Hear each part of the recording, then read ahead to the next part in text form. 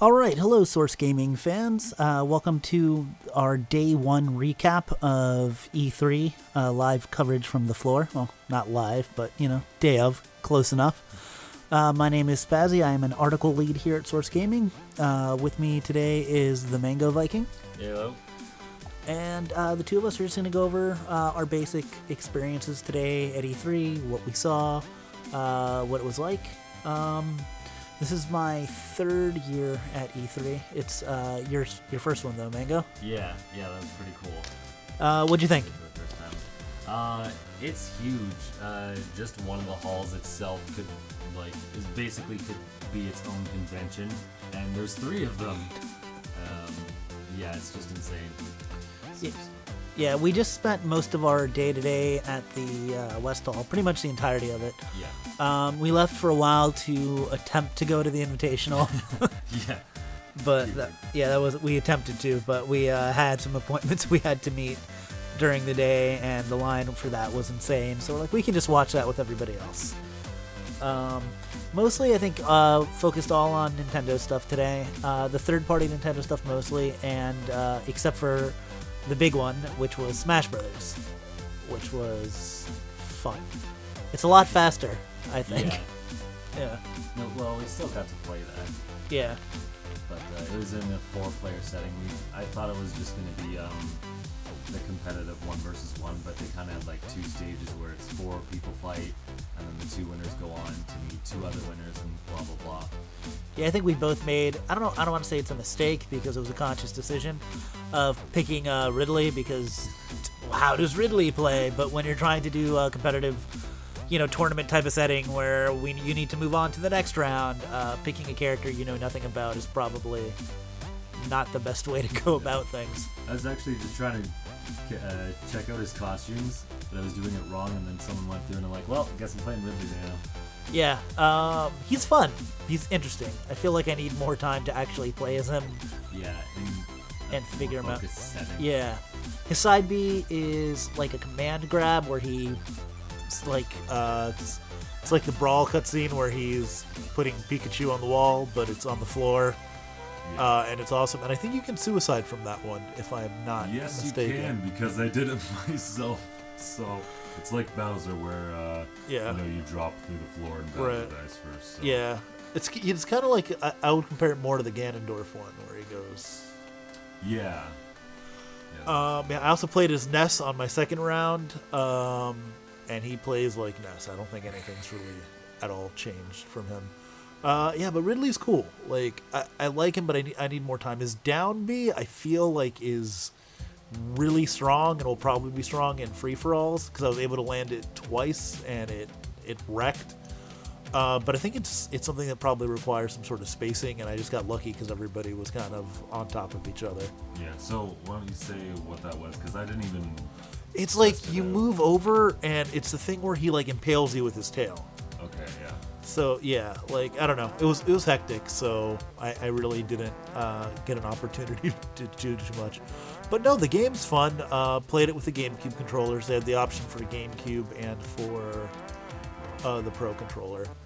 And actually, I don't mind playing Smash on new controllers. I would have been fine with the Pro, but since I hadn't played Smash before with it, I decided, hey, let's go for the GameCube. But no, it's awesome, and the actual Nintendo area this year is pretty cool as well. The way it's set up is that you have... actually, I didn't see anything decoration-wise, really, except for the Smash stuff. Yeah, so they had a bunch of different Smash Brothers items. There was the golden hammer. They had like Peach's crown and Marth's sword. And then the one I didn't even notice until we were on it was the stage where people play Smash Brothers is actually a recreation of the battlefield. Yes, it was super cool. Oh wow, this is cool. I only noticed after Yeah, like also Peach's tiara, the falchion. There's like a lot of cool stuff. And there was a photo op with Eevee and Pikachu, and they were just giant and adorable and kind of hilarious. So that was cool too. We had like I said, all we basically tackled today was Nintendo. We tried some. What was a game called Ninjala when we first came in? Yeah, it's right at the front. Yeah, which was a game for Switch, which I think they're still in development on. I'm not sure if it was going to be a game that has anything besides online multiplayer. They didn't really make it clear to me. Yeah, no, it was just like, here's a multiplayer match. Go for it. Yep. And basically it's a game, like you said, the aesthetic's kind of Splatoon-y. Yeah, like the shape of the characters, like chibi style-ish. Just very Splatoon-like. Right, and it's weird because you have to like blow bubblegum to create a weapon, and then blow bubblegum to trap people in it, and then beat them with the weapon. Yeah. We're not doing it any justice. We'll do a write-up for some of these games later where we'll have more details and pictures so you can kind of get it. I do know a couple of details of it. It is a lot to take in when the guy explains them. Like, okay, you explained like 15 things. I'm not going to remember any of them, but basically you blow a bubble, and you can get it really big, and the bigger you get it, the stronger your weapon is. But if you have your bubble out and someone hits you, you actually get trapped in your own bubble gum, kind of like cartoony stuff. So you actually you don't want to have it out too long. You want to make your weapon or retract the bubble gum. There's a whole lot of. I feel like the guy that explained the game to you did a lot better than the girl that was explaining the game to me. Because like, I asked a question, she didn't. Like, I feel like she knew how to play it, but she didn't really know how to explain what was going on. But yeah, it was cool. I'd be interested in seeing more of that game in the future. It's a game I could see myself playing. Other third-party games we played. I know both of us spent about 20 minutes apiece on Starlink. And I couldn't even tell how long it was. The demo I think was 20. It felt a long time. It did. And here's the thing, it looks cool, and when I was watching other people play it, I'm like, oh, it looks awesome. It's kind of Star Foxy. Kind of the environment and the way it is reminds me a lot of Xenoblade Chronicles X. This looks like a lot of fun. The toy to life portion of it, the toys were really cool, and the fact that you could customize your ship on the fly, like remove a missile pack and put another missile pack on to change your weapons and stuff was cool. But I don't know what it was about the controls, and maybe it's just me, and I don't play that style of game too much. Maybe other people will like it more.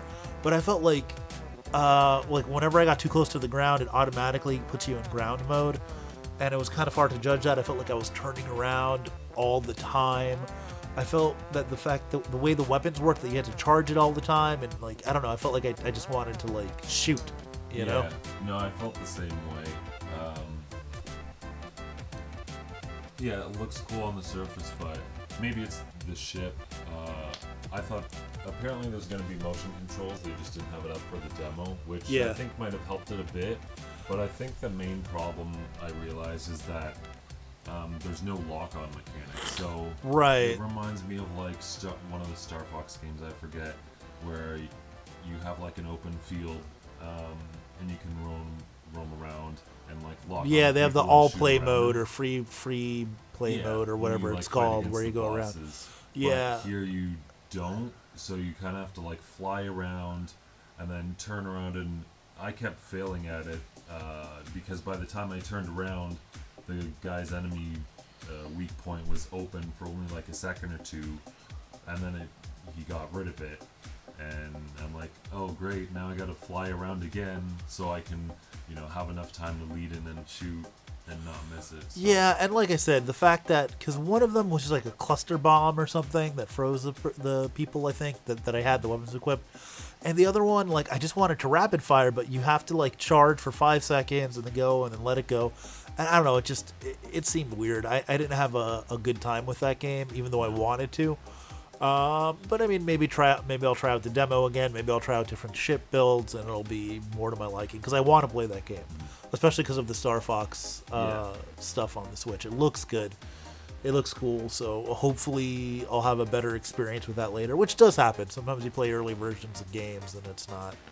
And there's a lot of customization, so it could just be the ship was just weird to get used to, and there could be something else better. Right, exactly.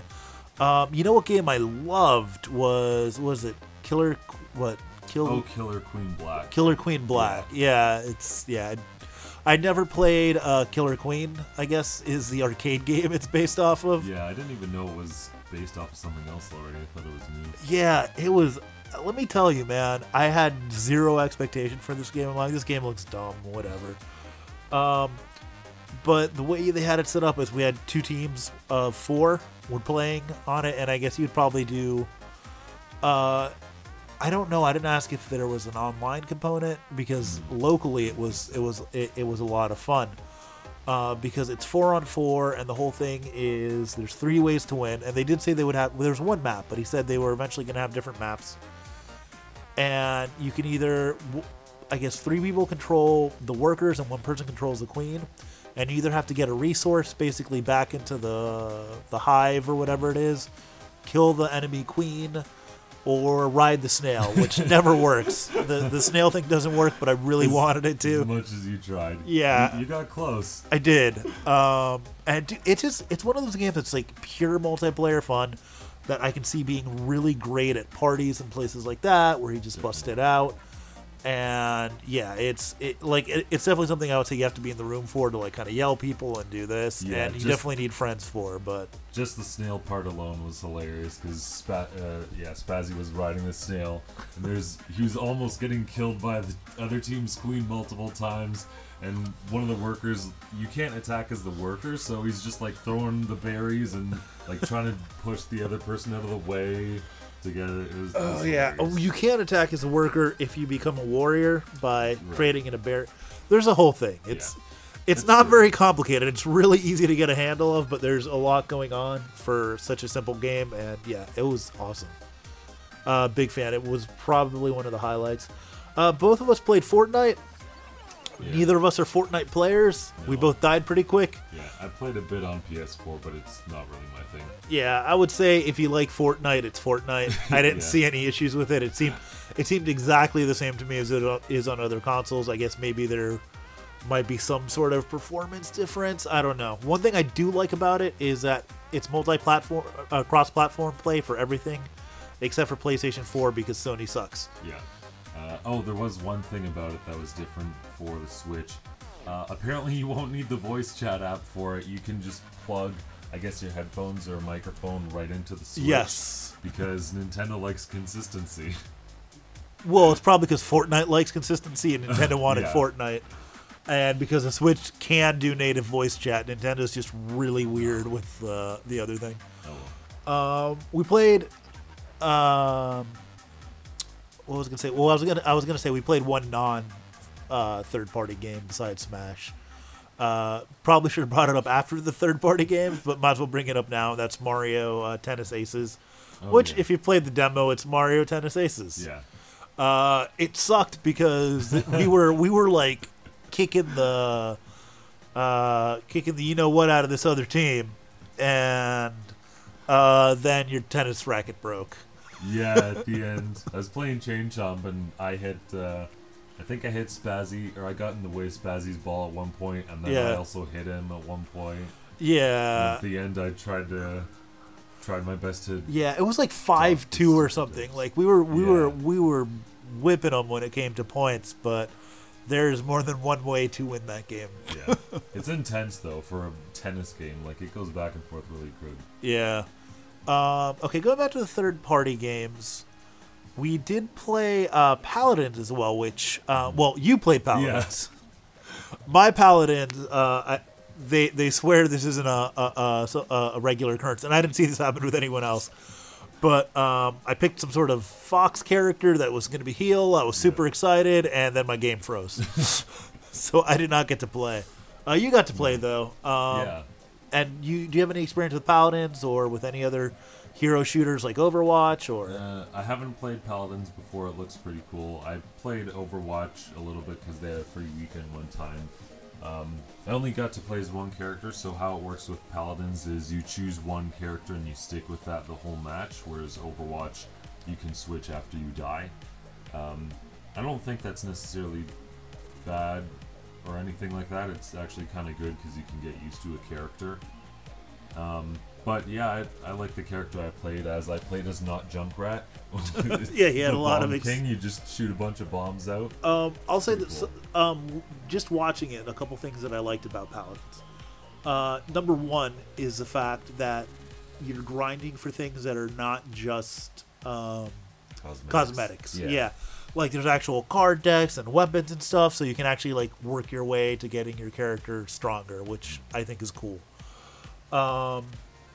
Two, like the character choices, I thought like they look cool. The designs were good. Yeah. And all of that. And three, once again, cross-platform. Right. Except once again for PS4, but Yeah. Windows, Xbox, whatever. If you play Paladins, you can play Paladins for free on PC or whatever. If you can just transfer your stuff over, still play it. I believe, yeah, you can use the same account even. So. Yeah, I think it's Fortnite that Sony doesn't want you to. Well, no, Sony doesn't want you for Paladins either, because I asked that. Well, I think I've heard something about Fortnite, like if you have an account on your PS4. Oh, you can't use it, yeah. so- Yeah, I don't know. It's I a don't mess. know. But anyways, It's not. Paladins. Yeah, Paladins looked fun. I'm gonna definitely download it and try it out, and see how it is, and let you know my opinion on there. But from what I saw and what I can say about it, not too much. Like, because I didn't actually play it. It looked cool. It'll be free in like a month or so. So Right. if We you're didn't. interested, you can check it out for yourselves. We didn't get to play, or you could try it on PC and then see. Well, if I you- guess there's that. Yeah. Or on your Xbox. Or on your PS4. Those don't exist. What are you talking Yeah, exactly. We didn't get to play Overcooked 2. about? Was there... No. We there's... played Dragon Fighter Z. Dragon Oh, Ball Ball Fighter Z. Okay, yeah. And Dragon Ball Fighter Z is a game that I'm familiar with. I've played it several times on PS4. I played it on Xbox, actually last year at E3. And it looked smooth, looked great. 60 frames per second, all of that.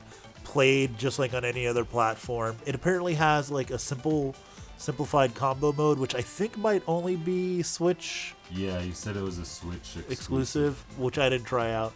But it looks and plays just like all the other versions, so I think it's great. I'm definitely going to pick this version of it up because I like having fighters in a handheld. It's good to like a good way to just kind of waste time. Yeah. Just do a couple rounds of a fighter. It's a good genre fit, I think, for a handheld personally. So yeah, that was really cool. But there's not really much to say about it because it's a game that's been out for a little while. Yeah. What else? Were there any other games that we played?